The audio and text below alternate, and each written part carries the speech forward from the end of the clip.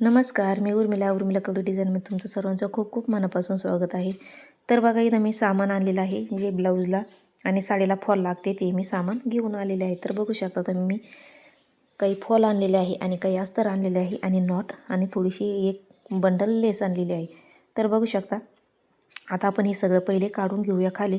तर बघा याच्यामधून काही कलर माझ्याकडून आणले पण गेले नाही, कारण तिथं काही होते काही नव्हते. तर बघा जे मला पाहिजे होते ते आणलेले आहे, पण याच्यातून काही फार माझ्याकडून विसरले पण गेलेले आहे. तर बघू शकता तुम्ही हे असे अस्तर मी आणलेले आहे, 100 अस्तर आणलेले आहे आणि 100 फॉल आणलेले आहे. तर बघू शकता व्यवस्थित आता हे आपण करून घेऊया. तर बघा हे आणलेले आहे मी आदल्या दिवशी आणि हे दुसऱ्या दिवशी मी व्हिडिओ शूट केलेला आहे. तर बघू शकता या पद्धतीने मी सगळे व्यवस्थित असं घेऊन आलेले आहे आणि त्याच्यानंतर ही ठेवून दिल्याच्यानंतर मला दुसरे ब्लाऊज पण कट करून घ्यायचे आहे. तर बघू शकता आता आपण हे पहिले बाजूला करून घेऊया. तर बघा मी याच्यामध्ये थोडीशी वेगवेगळी शेड आणलेले आहे. तर बघा काही चॉकलेटी आहे, काही थोडेसे लालसर आहे, असे थोडेसे कलर चेंज आणलेले आहे. त्याच्यामुळं हे मी थोडे बाजूला करून घेते आणि सगळे सोबत असे ठेवून द्यायचे आहे. तर बघा आता 2 ब्लाऊज मला अर्जंटमध्ये आलेले आहेत, तर ते पण मला कट करून शिवून घ्यायचे आहे. तर बघू शकता हे सकाळी माझं काम आवरून झाल्याच्यानंतर हे मी आता कट करणार आहे ब्लाऊज आणि शिवून घेणार आहे. तर बघा त्याच्यानंतर सुद्धा लग्नाचे खूप सारे असे ब्लाऊज आलेले आहे, ते पण मी तुमच्यासोबत शेअर करणार आहे. तर बघा नवरीचे आहे काही आणि तिच्या मम्मीचे आहे काही आणि काही अर्जंट पण आलेले आहे, ते पण मी तुमच्यासोबत शेअर करेन. काही साधे सोपे आहे, काही आरी वर्कमधले आहे, ते पण मी तुमच्यासोबत शेअर करणार आहे. तर भरपूर सारे असे लग्नाचे ब्लाऊज आलेले आहे, तर मी तुम्हाला नक्की शेअर करेन. तर बघा आता आपण हे बाजूला ठेवून देऊया. तर बघा मी याच्यामध्ये हे जे फॉल आहे हे पल्लवीचे फॉल आणलेले आहे, हे बघू शकता तुम्ही. आणि याच्यामध्ये जे 6 आहे ते थोडे म्हणजे पल्लवीचेच आहे, पण थोडेसे साईजने मोठे आहे. तर बघू शकता हे 6 जे आहे हे थोडे वेगळे आहे क्वालिटी. तर बघा हे एवढे फॉल आणलेले आहे आणि मी मागच्या वेळेससुद्धा तुमच्यासोबत शेअर केलेला आहे. मी दोऱ्याचे बॉक्स पण 2 आणलेले होते आणि हे फॉल अस्तर पण घेऊन आले होते. तर बघा मी एवढे आणलेले आहे. त्याच्यानंतर मी 3 असे नॉट आणलेले आहे आणि एक लेस आणलेली आहे. तर बघू शकता एक लेस आहे आणि बाकीच्या 3 नॉट आहे या पद्धतीने. तर बघा ज्याला आयते पाहिजे त्याला आयते नॉट लावायचे आणि त्याला साडीचे पाहिजे म्हणजे ब्लाऊज पीसातले त्याला ब्लाऊज पीसाचे बनवून द्यायचे. तर बघा एक जे लाल बॉक्स आहे त्याच्यामध्ये मी हुकाचं पॉकेट आणलेलं आहे एक. तर पहिले पण मी एक घेऊन आलेले होते, तेच अजून आहे, पण तरी पण मी एक घेऊन आलेले आहे. तर बघा त्याच्यानंतर आता हे आपण बाजूला ठेवून याच्यामधून आपल्याला अस्तर काढून घ्यायचे आहे कलरचे. आता मला जे 2 ब्लाऊज आहे ते मला कट करायचे आहे. तर बघा जी एक साडी आहे याच्यामधलं साडीमधलं एक ब्लाऊज पीस आहे आणि एक साडीतलंच आहे फक्त ब्लाऊज दिलेला आहे आणि हे आहे मापाचं. तर बघा याचीवाली खूप मोठी बाई आहे, काही कमी 11 इंचाची बाई आहे आणि 4 टक्समध्ये हे ब्लाऊज आहे. तर बघा या कस्टमरचे ब्लाऊज माझ्याकडे कायम येत असते, त्याच्यामुळं मी माप काढूनच ठेवलेलं आहे पेपरवरती. तर ते पॅटर्न ठेवून आपल्याला कट करून घ्यायचं आहे. तर बघा एकदम सुंदर अशी साडी आहे आणि पाठीमागून अशी विणकाम केलेलं आहे आणि दंडाला पण डिझाईन आहे विणकामचं. तर बघा आता हे ब्लाऊज पीस आपल्याला जेवढं लागतं तेवढं आपल्याला कट करून घ्यायचं आहे. तर व्यवस्थित अशी आथरून घेतलेली आहे मी या पद्धतीने आणि कट करून घ्यायचं आहे. आपल्याला जेवढं ब्लाऊज पीस लागतो तेवढं आपल्याला कट करून घ्यायचं आहे. तर बघा मी प्रत्येक वेळेस म्हणत असते की ज्याचे आपल्याकडं कायम ब्लाऊज येत असते त्याचंवालं पॅटर्न काढून ठेवायचं आणि सोबत जास्तीचे ब्लाऊज असले तर सोबत पण कट केले तरी पण चालतं. तर बघा व्यवस्थित असे काट पण करून घेतले म्हणजे याला आपल्याला फॉल लावायला पण लगेच आपल्याला रेडी साडी होईल. तर बघू शकता एकदम सुंदर अशी साडी आहे या पद्धतीने. तर बघा त्याचं हे स्टिकर आहे ते पण आपल्याला कात्रीने कट करून टाकायचं आहे. तर बघू शकता एकदम सुंदर अशी साडी आहे आणि त्याच्यानंतर आता आपण हे ब्लाऊज पीस कट करून घेणार आहोत.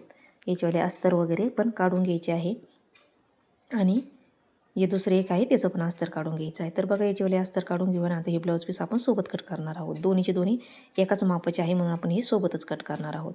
तर बघा मी हे 80 पॉईंटचं अस्तर घेतलेलं आहे.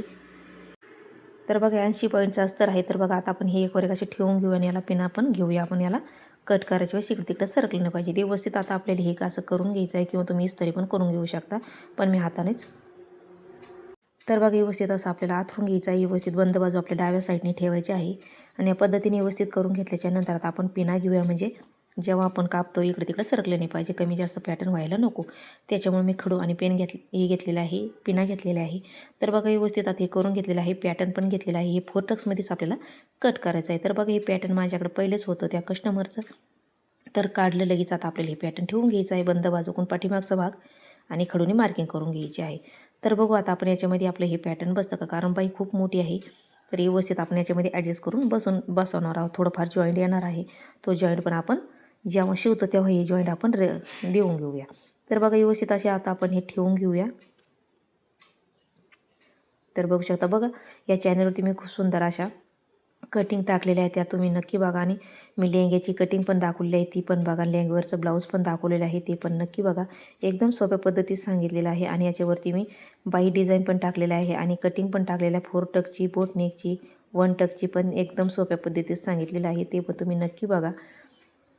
तर बघा व्यवस्थित अशी पॅटर्न ठेवून घेतलेली आहे. बाही पण ही 10 इंचाची आहे, तर आपल्याला ही 11 इंचाची कट करायची. मी खालच्या साईडने 1 इंच वाढवून घेतलेलं आहे आणि मार्किंग करून घेतलेली आहे. तर बघा हे समोरच्या पॅटर्नला पण जॉईंट येणार आहे, त्याला पण आपण हे जेव्हा शिवू तेव्हा आपल्याला जॉईंट देऊन घ्यायचा आहे. या पद्धतीने बघू शकता मी त्याला अशी घडी मारून घेतलेली आहे पेपरला आणि क्रॉसपट्टीच्या याला पण. तर बघा याची आता आपण हे व्यवस्थित याला पिना लावून घेऊया आणि हे कट करून घेऊया, म्हणजे इकडे तिकडे हे सरकणार नाही. तर बघा आपल्याला जे चारही पॅटर्न आहे ते आपल्याला व्यवस्थित असे पिनाने पॅक करायचे आहे आणि कट करून घ्यायचं आहे. तिथं थोडंफार कापड इकडे तिकडे सरकतं, व्यवस्थित करून घ्यायचं आहे आपल्याला कट करायच्या आधी. तर बघा व्यवस्थित आता खडून जशी मार्किंग केलेली आहे तसं आता आपल्याला हे कट करून घ्यायचं आहे.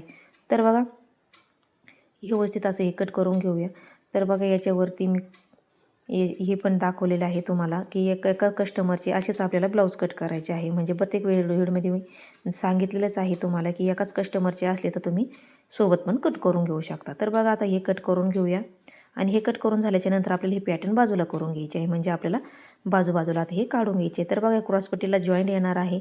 तर बघा याचेवाले जे साईडचं पॅटर्न आहे ते उरलेलं याचवाला आपल्याला याला जॉईंट देऊन घ्यायचा आहे. या पद्धतीने जेव्हा शिवू तेव्हा व्यवस्थित ठेवून आपण जॉईंट देऊन घेऊया. तर बघा हे पॅटर्न बाजूला करून घ्यायचे आहे आणि ब्लाऊज पीसावरती आपल्याला कट करून घ्यायचे आहे.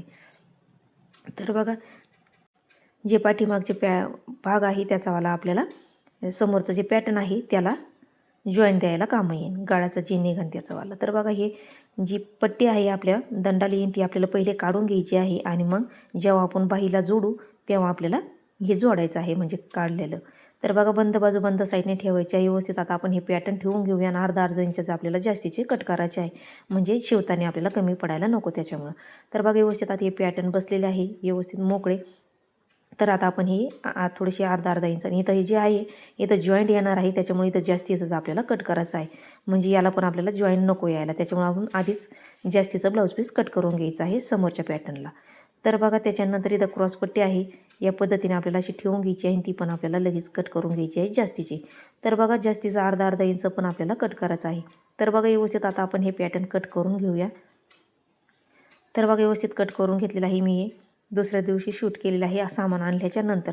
तर बघा जेवढं लागतं तेवढं मी सामान घेऊन आलेलं. तुम्ही पण म्हणजे शिवणकाम करीत असाल तर तुम्ही जास्तीचं सामान घेऊन ठेवलं तरी पण चालतं, कारण ते काय खराब वगैरे होत नाही. त्याच्यामुळं जास्तीचं आणून ठेवलं तरी काही नाही, ते कामच येतं. तर म्हणजे जास्तीचं घेतलं आपलं थोडंफार स्वस्त पण पडतं, त्याच्यामुळं आपण एकटी सामान घेतलं थोडंसं कमी जास्त होतं. तर त्याच्यामुळे आपण हे सामान या घेतानाच थोडंसं जास्तीचं घ्यायचं. तर बघा व्यवस्थित आता हे पॅटर्न आपलं कट करून झालेलं आहे. व्यवस्थित आता याच्यामध्ये बांधून ठेवायचं आहे. तर आता दुसरं पण आपल्याला याच पद्धतीने असंच कट करून घ्यायचं आहे. आणि त्याच्यानंतर मला हे शिवून पण घ्यायचं. आणि हे शिवून झाल्याच्यानंतर खूप सारे कस्टमर आले होते. त्याच्यानंतर हे म्हणजे 2 ब्लाऊजसुद्धा असे कशा मुश्किलीवरती माझे शिवून झालेले आहे. एक गेलं की एक कस्टमर येत होतं. आणि लग्नाची आता लग्नसराई चालू झालेली आहे, त्याच्यामुळे खूप सारी गर्दी आलेली आहे. मी तुमच्यासोबत सगळी शेअर करेन, पण टाईम भेटला तर. कारण हे जे ब्लाऊज आहे काही लग्नाचे पण आहेत, ते पण तुमच्यासोबत शेअर करेन. कट करून शिवून पण झाले पाहिजे. तर आजचा व्लॉग तुम्हाला कसा वाटला नक्की सांगा आणि लाईक शेअर सबस्क्राईब करायला विसरू नका. भेटूया पुढच्या व्हिडिओमध्ये. तोपर्यंत धन्यवाद.